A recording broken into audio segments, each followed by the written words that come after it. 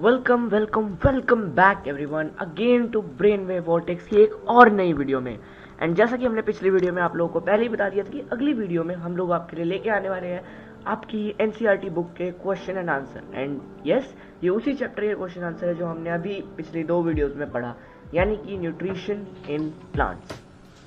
अब चैप्टर तो आप लोगों ने समझ लिया, लेकिन क्वेश्चन आंसर्स पे एक बार नज़र मारना बहुत इंपॉर्टेंट है। मैं ये नहीं बोल रहा हूँ कि आप लोगों को यही क्वेश्चन सेम रटने हैं और यही एग्जाम में लिखने हैं। नो, आप लोग इन क्वेश्चंस के आंसर्स को समझिए, एनालाइज करिए, अपने माइंड में एनालाइज करिए, फिर जो आप अपने वर्डों में बना पा रहे हो, उसको आप अपने वर्ड्स में जो आंसर को बना पा रहे हो उसमें लिखिए, because that will help you a lot in higher classes. तो yes, we are back with NCERT questions. So question number 1 जो आता है, why do organisms take food? आखिर क्यों किसी जीवित प्राणी को खाना चाहिए? अभी बहुत बेसिक सा सवाल है। अगर आप किसी भी बंदे से पूछोगे तो उसको वो सीधा सीधा बोलेगा एनर्जी चाहिए, सिर्फ फूड चाहिए। अब इसका एक प्रॉपर आंसर देखते हैं। Organism take food to fulfil their nutrients requirements. Food contains the required amount of energy which is then extracted by the organism to keep the various vital metabolic processes alive. Organism जो है वो food लेते हैं अपनी nutrients requirement को पूरी करने के लिए। फूड जो है वो एक रिक्वायर्ड अमाउंट ऑफ एनर्जी उसके अंदर होती है, जो हमारी बॉडी किसी भी ऑर्गेनिज्म की बॉडी एक्सट्रैक्ट कर लेती है, ताकि वो जो ज़रूरी मेटाबॉलिक प्रोसेसेस है हमारी बॉडी के, जैसे heart beat, circulatory system, digestive system and excretory system and respiratory system, इन सारे सिस्टम्स को वो अलाइव रख सके, उसी काम के लिए हम लोगों को फूड चाहिए। अब अगर आप इसको अपने वर्ड्स में समझोगे तो आपको इतना तो सबको पता है फूड में एनर्जी होती है। तो ये तो बेसिक लाइन है जो सबने लिखनी है। Food contains energy. अब एनर्जी हम लोग को क्यों चाहिए? क्योंकि हमारी बॉडी को न्यूट्रिएंट की रिक्वायरमेंट है, एनर्जी की रिक्वायरमेंट है, एनर्जी चाहिए ताकि हम काम कर सकें। तो वहाँ पे आप लोग हो गए organism take food to fulfil their nutrients requirement. हाँ, यहाँ पे आप ये भी लिख सकते हो, organisms require energy to keep their various vital metabolic processes alive. Question number 2 पे पहुंचते हैं, तो वो बोलता है distinguish between a parasite and a saprotroph. अब हम लोगों ने ये पढ़ा था पैरासाइट और सैप्रोट्रोफ आखिर कौन होते हैं, तो अब चलिए से इनके बीच का डिफरेंस भी देख लेते हैं। तो जैसे कि हम लोग ने यहाँ पे टेबल बनाया। अब आप लोगों को अगर ये क्वेश्चन आते तो इतना सुंदर टेबल बनाने की कोई ज़रूरत नहीं है, टेबल सजावट के नंबर नहीं मिलते। आप टी टेबल बना सकते हो, इधर कहीं पे स्क्रीन पे डिस्प्ले हो रहा होगा टी शेप का टेबल, ठीक है। तो पहला पॉइंट जो है वो पैरासाइट कौन होते हैं? Those organisms who rely on other organism for nutrition are known as parasite. वह ऑर्गेनिज्म, वह जीवित प्राणी जो किसी और प्राणी पे निर्भर है, उनको हम पैरासाइट बोलते हैं। अब यहाँ पे बहुत से बच्चे होंगे जो बोलेंगे अच्छा तो हम भी अपने मम्मी पापा पे निर्भर है, तो हम भी पैरासाइट है क्या? वेल नहीं, आप लोग पैरासाइट नहीं हो। पैरासाइट किसी और ऑर्गेनिज्म पे पूरी तरह निर्भर है खाने के लिए। किसी और, अगर मान जैसे हमने एग्जांपल देखा था क्यूस्काटा अमरबेल का। अगर अमरबेल को कोई जो प्लांट था वो न्यूट्रिशन नहीं देगा तो अमरबेल जिंदा नहीं रह पाएगा। और एक एग्जाम्पल हमने देखा था राइजोबियम का। राइजोबियम को भी अगर जो प्लांट की रूट्स में वो रहता है वो न्यूट्रिशन नहीं देंगे तो वो जिंदा नहीं रह पाएगा। अब सैप्रोट्रोफ कैसे इनसे अलग है? Saprotroph are the organisms who feed on dead and decaying matter. अब देखो, वह जीवित प्राणी जो डेड और डिकेइंग मैटर पे, मतलब मरे हुए सड़े हुए वस्तुओं पे उगते हैं और उनसे न्यूट्रिएंट्स निकालते हैं, उन्हें हम सैप्रोट्रोफ बोलते हैं। अब आपने सैप्रोट्रोफ का जैसे, अब हाँ पैरासाइट एग्जाम्पल हम लोग आगे बढ़े दिखेंगे। पैरासाइट पे सेकंड पॉइंट आता है, they require an alive host for survival. Parasite को एक लिविंग होस्ट चाहिए सर्वाइवल के लिए, और सैप्रोट्रोफ तो अपने बेचारे डेड एंड डिकेइंग मैटर पे रहते हैं, so they do not require any living host. And फिर थर्ड पॉइंट पे हम इसका एग्जाम्पल दे देते हैं। एग्जाम्पल क्यूस्काटा अमरबेल, और सैप्रोट्रोफ का एग्जाम्पल है फंजाई। अब इसको ये मत बोलना कि फंजाई नहीं फंगाई बोलते हैं, नहीं तो यहाँ पे कंट्रोवर्सी स्टार्ट हो जाए, पता चला। देखो गाइस, अलग अलग प्रोनाउंसिएशन होते हैं, कुछ लोग फंजाई बोलते हैं, कुछ फंगाई बोलते हैं। How would you test the presence of starch in leaves? Well, ये आपकी बुक में जो एक्टिविटी 1.1 है उसमें आपको इसका आंसर मिल जाएगा। वो भी अभी यहीं कहीं पे स्क्रीन पे डिस्प्ले हो रही होगी, एक बार उसको पढ़ लेना। मैं यहाँ पे भी एक्सप्लेन कर देता हूँ। देखो, जो स्क्रीन पे आपको डिस्प्ले हो रही है उस पर देखो फिलहाल।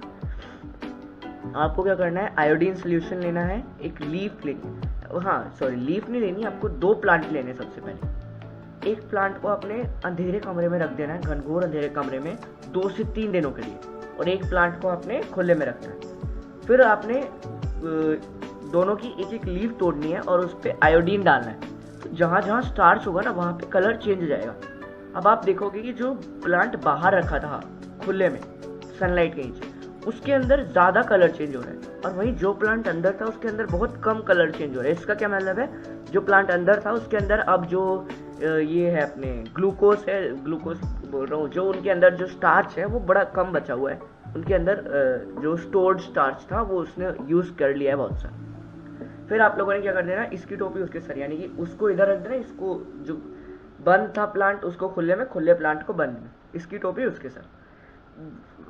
मीम मत बनाना। जो प्लांट फिर आप उसको इसी कंडीशन में दोनों प्लांट को आपने फिर वापस से 72 आवर्स यानी कि 3 दिन के लिए, 2-3 दिन के लिए छोड़ देना है।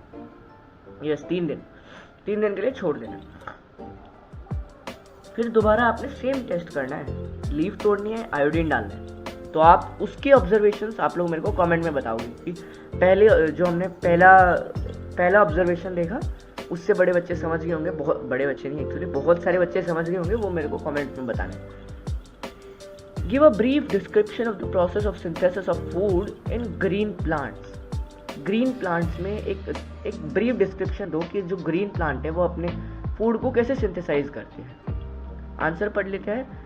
The green plants first absorb the solar energy of sun via a green pigment, chlorophyll. CO2 is carbon dioxide is absorbed by the small pores, namely stomata. Water and other minerals reach the leaves with the help of pipes running all over the plant from roots. Once all the raw materials are available, the chlorophyll containing leaves synthesize carbohydrates and oxygen is released as a byproduct. अभी answer बोलता क्या है। सबसे पहला जो step है, एक मैंने आपको बताया था बहुत इंपॉर्टेंट पिगमेंट होता है ग्रीन कलर का, क्लोरोफिल। सबसे पहला स्टेप है, जो क्लोरोफिल है वो सनलाइट को ट्रैप कर लेता है। फिर सेकंड स्टेप में कार्बन, जो ये होता है ना अपना लीव्स है, उनके ऊपर छोटे छोटे पोर्स होते हैं जिनको हम स्टोमेटा बोलते हैं। स्टोमेटा कार्बन डाइऑक्साइड को अब्जॉर्ब कर लेता है। फिर थर्ड स्टेप में जो वाटर और बाकी मिनरल्स होते हैं वो रूट से लीफ तक जाते हैं, और इसमें एक प्रोसेस होता है ट्रांसपिरेशन। आई डोंट नो ये आपकी बुक में है कि नहीं है, बट लेट स्टिल आपको जान के अच्छा लगेगा। देखो ट्रांसपिरेशन एक ऐसा प्रोसेस है। अब खुद देखो, जो बड़े बड़े प्लांट होते हैं बहुत ऊंचे ऊंचे, उन तक पानी पहुंचाने के लिए तो नीचे से क्या बोलते हैं उसको, high current, high voltage, high power वाला मोटर लगाना पड़ेगा।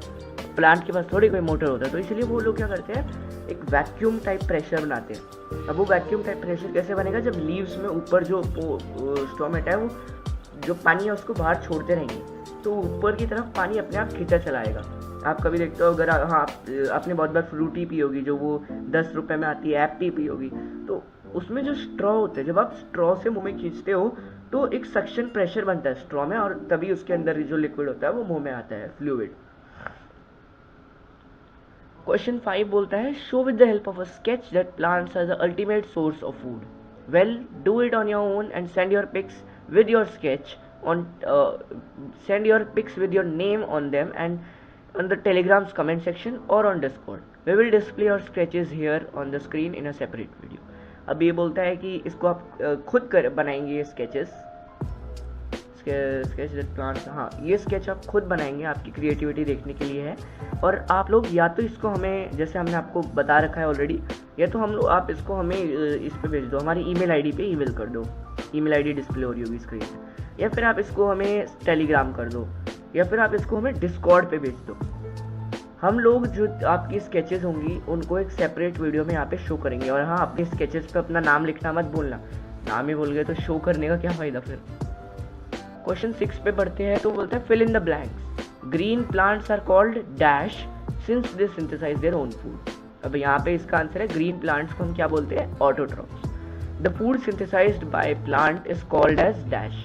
यहाँ पे आंसर आएगा carbohydrates. In photosynthesis, solar energy is absorbed by the pigment called dash. इसका आंसर होगा chlorophyll. During photosynthesis plant take in carbon dioxide and release oxygen gas. इसका answer ही बोल दिया। ड्यूरिंग फोटोसिंथेसिस प्लांट जो है वो कार्बन डाइऑक्साइड लेते हैं, ऑक्सीजन देते हैं। क्वेश्चन 7 बोलता है name the following. A parasitic plant with yellow slender and branch stem. इसका एग्जांपल है क्यूस्काटा अमरबेल। पैरासिटिक प्लांट जिसके येलो स्लेंडर और ब्रांच स्टेम है। A plant that is partially autotrophic.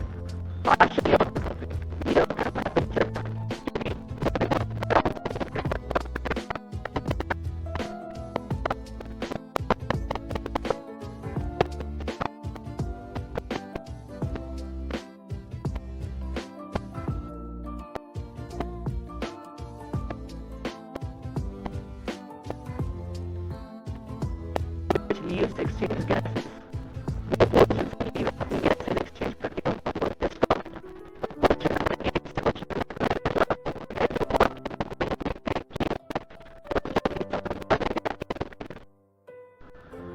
So yes, आपकी बुक हम लोगों ने यहाँ पे ओपन कर ली है। अब जल्दी से चलते हैं क्वेश्चन नंबर 8 पे। Well guys, a little bit lag, just ignore it. Question number 8, take the correct answer. Draw take the correct answer. Cuscuta is an example of Cuscuta. अब याद आया क्यूस्काटा जो प्लांट के ऊपर उगता है, उसके लीव्स के ऊपर पड़ा जाता है, उसको हम बोलेंगे पैरासाइट। आंसर है पैरासाइट। हम माउस यूज़र है तो थोड़ा उतना अच्छा टिक नहीं लगेगा, मैं ऐसे इसके ऊपर डिज़ाइन बना दूंगा जो भी है answer. Option B, I mean question B, part B, the plant which traps and feeds on insect is. वह पौधा जो इंसेक्ट को ट्रैप करता है और उनके ऊपर फीड करता है, उसको हम बोलते हैं पिक्चर प्लांट। अब इनको हमें मैच करना है। Column 1 column 2। क्लोरोफिल लीफ में होता है, तो इसको हम लीफ पे ले जाएंगे। नाइट्रोजन रिलेटेड है राइजोबियम नाइट्रोजन देता है उसको। क्यूस्काटा इज अ पैरासाइट, जैसा कि हमने अभी भी बहुत बार दोहराया। Animals are heterotrophs. गाइस देखो, मेरा भाई भी 7th क्लास में है, तो वो बोल रहा था कि इसको जो उनके स्कूल के टीचर है वो इसको हेट्रो बोल रहे हैं। वेल, जो ये वर्ड है इसको बहुत से लोग इसको भी अलग अलग बोलते हैं, जैसे हर जगह का अलग प्रोनाउंसिएशन हो सकता है। अब मैं तो हेटेरोट्रॉफ्स बोलता हूँ जब से मैंने पढ़ना शुरू किया, बिकॉज बीच में ई आता है टी के बाद। वो आपकी मर्जी है, आपको जो बोलना है। इंसेक्ट्स बचा पिक्चर प्लांट इंसेक्ट्स पे फीड करता है ना। चलो, mark T if the statement is true and F it is false. ठीक है, ट्रू फॉल्स है। Carbon dioxide is release during photosynthesis. एक मिनट, ये तो फॉल्स है यार। कार्बन डाइऑक्साइड कहाँ रिलीज होती है फोटोसिंथेसिस में? ऑक्सीजन रिलीज होती है। अगर फोटोसिंथेसिस में कार्बन डाइऑक्साइड रिलीज होने लगी तो बेचारे जो धरतीवासी वो तो मारे जाएंगे सारे बिना ऑक्सीजन के। Plants which synthesize their food are called saprotrophs. Seriously, saprotroph अपना फूड सिंथेसाइज कब से करने लगे?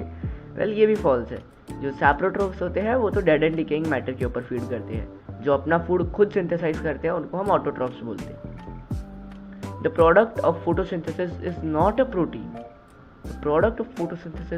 प्रोटीन। यस, ये ट्रू है। अब आप में से बहुत से लोग बोलेंगे कि फोटोसिंथेसिस से प्रोटीन भी तो सिंथेसाइज होता है प्लांट में। वेल, सबसे पहला चीज क्या बनती है फोटोसिंथेसिस से? Carbohydrate is not a protein. Carbohydrate है। फिर बाद में कार्बोहाइड्रेट का और फर्दर ब्रेकडाउन होता है और उससे फिर बाकी चीजें बनती है proteins. Solar energy is converted into chemical energy during photosynthesis. Yes, ये भी ट्रू है। जो अपने ये होते हैं क्लोरोफिल कंटेनिंग सेल होते हैं, तो क्लोरोफिल क्या करता है? सोलर एनर्जी को ट्रैप करेगा और उसकी जो सोलर एनर्जी है उसको केमिकल एनर्जी में बदल देगा। क्वेश्चन 11 आ जाता है, choose the correct option for the following. Which part of plant takes in carbon dioxide from the air for photosynthesis? Plant का कौन सा पार्ट कार्बन डाइऑक्साइड लेता है हवा में से फोटोसिंथेसिस के लिए? रूट हेयर, वो तो पानी लेते हैं। स्टोमेटा, यस, स्टोमेटा लेता है। लीफ वेन्स का कुछ काम नहीं है एब्जॉर्प्शन का। पेटल्स का भी कुछ काम नहीं होता है एब्जॉर्प्शन का। पेटल्स मतलब जो आपने देखे होंगे ना, फूल के जो सुंदर सुंदर पत्ती खिली होती है। क्वेश्चन 12 बोलता है, choose the correct option from the following. Plants take carbon dioxide from the atmosphere mainly through their plants जो है वो एटमॉस्फेयर से कार्बन डाइऑक्साइड लेते हैं मेनली, रूट्स नहीं, रूट्स से मेनली पानी लेते हैं। स्टेम से भी नहीं, स्टेम से थोड़ी बहुत लेते हैं, बाकी स्टेम मेनली सपोर्ट के लिए होती है, और transportation of other materials, minerals, water, vitamin और फूड। फ्लावर तो नहीं, फ्लावर आके जाके फ्रूट बनता है उसका, लीव्स, यस लीव्स होती है। अब क्वेश्चन नंबर 13 के लिए वापस से हम लोग बढ़ते हैं अपने वर्ड डॉक्यूमेंट की तरफ। Yes, question number 30, why do farmers grow many fruits and vegetable crops inside large greenhouses? What are the advantages to farmers? Well, this question is your homework. इस क्वेश्चन को भी आप लोग या तो इसका आंसर आप लोग कमेंट सेक्शन में लिख दीजिए नीचे, या फिर इसको आप हमें टेलीग्राम करके कमेंट सेक्शन में दे दीजिएगा, या फिर इसको आप डिस्कॉर्ड पे भेज दे हमें।